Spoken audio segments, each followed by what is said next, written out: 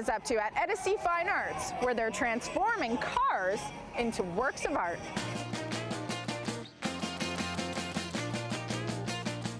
Garageart comes alive with Bill Hagan's tribute to classic cars of the 50s, 60s, and 70s. So Bill, tell us about your background as an artist and your evolution as an artist. I started painting when I was a teenager, and I've been painting ever since then. Educational background, I graduated from OCA in industrial design, so I was an industrial designer and marketer for the last 25 years. And recently, about 3 years ago, I left that career to start painting full-time. And what has inspired this exhibit, Garageart? This exhibit's all about the cars and the classic looks, the chrome, the intensity of the colors, the crazy names of the colors. And I've spent the last 6 months or a year just basically getting into that whole community and visiting car cruises, bringing my car to the cruise nights and car shows, taking lots and lots of pictures, filling my brain with all these images. And now I've been using those images as sort of my starting point and stepping stones to create abstract contemporary paintings that are car theme based. So you're going to see the colors, you're going to see all those reflections and neat things happening that happen with those cars from the 50s, 60s, and 70s. And which materials and techniques did you use for the exhibit? Everything from oil-based lacquer paints, enamels, a lot of mixtures, stuff with water paint releases where, you know, we're repelling oil-based and water-based paints. I abandoned the paintbrush a few times and got an actual tire out and used the tire as a roller and a paintbrush as a way of applying paint to canvases. And that went full circle where you could actually then have the tire become the art and then take pictures of the tire and then blow those up into large photo canvases. So it's gone full circle, but the neat thing is the garage art thing became a theme for the process as well. So you actually started thinking about how does cars and the evolution of the car design affect the paintings, but also how do car parts and stuff weigh into actually making the canvas and making the paintings. So it was a nice twist to the way things happen. And tell us about the colors and how they reflect the nostalgia of the classic cars.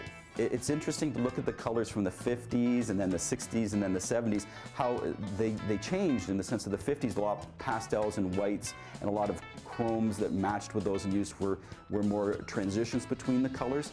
And then in the 60s, they started to get a little louder. In the 70s, late 60s, early 70s, they got extremely loud. And you've got, you know, Chryslers and the General Motors, the Camaros and that with all these vibrant, bright, day glow colors and interesting names like Plum Crazy and Go Mango and all that. And that's actually been a revised color palette for some of the cars today. You're going to start seeing some of the crazier metallic colors. And they're trying to do that nostalgic sort of reinvent the colors from the 60s and market that to the crowd that buy cars today. And in your opinion, what is the connection that the community has with classic cars in today's society? I really think that the classic car thing today now it's all about connecting family, generations from grandfathers to fathers to grandchildren, and grandfathers saying, hey, this is the car I had when I was an adult or a teenager, and his son relating with that, and then his son being to say, here's the cars that I had when I was a teenager growing up, and then the grandson looking at the cars going, wow, these are cool, and they're actually getting into them in the sense of they're finding out that these cars from their grandfather and father's past are actually interesting cars to look at and hang out in the car shows and stuff like that. So when they come to the exhibit here, they're going to see things with all those colors and be able to actually say, I can reflect with that in the sense of that's the car that I had when I was a teenager growing up. And you know, it carries that whole storytelling thing right through. And it's a great way for families to get together and communities to get together. The car show communities are so tight in the sense of raising money for charities and stuff like that. But it's an interesting sort of family. And they're very open in the sense of having people come to the shows and explain the history of their cars and tell all the neat features and where that car came from and how they acquired it. That transcends generations. For sure. So the cars are depicted from classic eras. Which age groups, you were saying different generations, which basic age groups do you think are more drawn to this kind of exhibit? I think that initially you're going to see that the people that are drawn to it are people that were the car owners that own those cars for those particular eras. But they're inspiring people from younger generations to appreciate the cars for what they are in the sense of works of art. When the cars were designed back then, there was a lot more detail into the different types of materials and how they worked and coincided with each other. So I think the appeal is for that older generation, but it's the introduction to the younger kids and that, and not only that, there's also the introduction of those colors and letting them see them in abstract contemporary art. So people may come here and they'll say, hey, I don't get the car business, I don't get the car colors, but I see this in the car and I think that that's what this is all about. So, you know, that's the beauty of abstract art, is that you don't actually have to see where I got the inspiration from. You could have your own ideas of where the inspiration for the colors in that chrome came from. Do you have other exhibits coming up? I'm working on something for next year. It's going to be more of an educational-based idea. I've been doing a little bit of teaching, some of the high schools and that, where we're trying to introduce the idea of abstract art and trying to get them to sort of break free and come up with their own voice and be able to sort of go beyond the sort of normal constraints. So I'm thinking something more along the lines with color theory and how color works and how the whole idea of color is within our whole community and how it sort of is embraced by everything in the sense of, you know, where does this color come from? I think the kids today, with computers and that, they've lost the idea that color is something that you can make.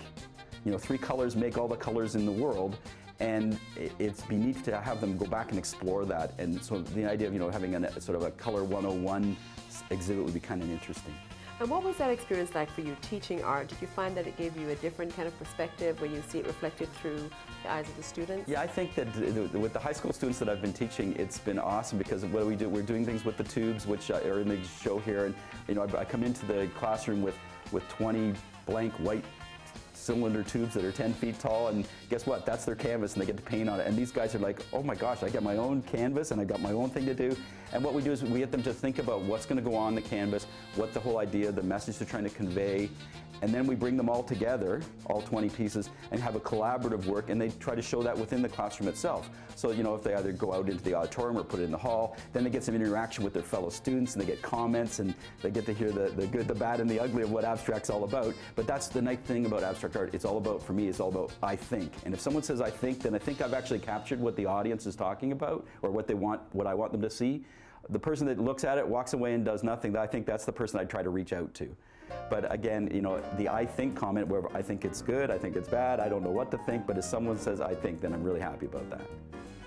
Automotive nostalgia is revitalized in Bill Hagan's creations. You just want to drive all night long.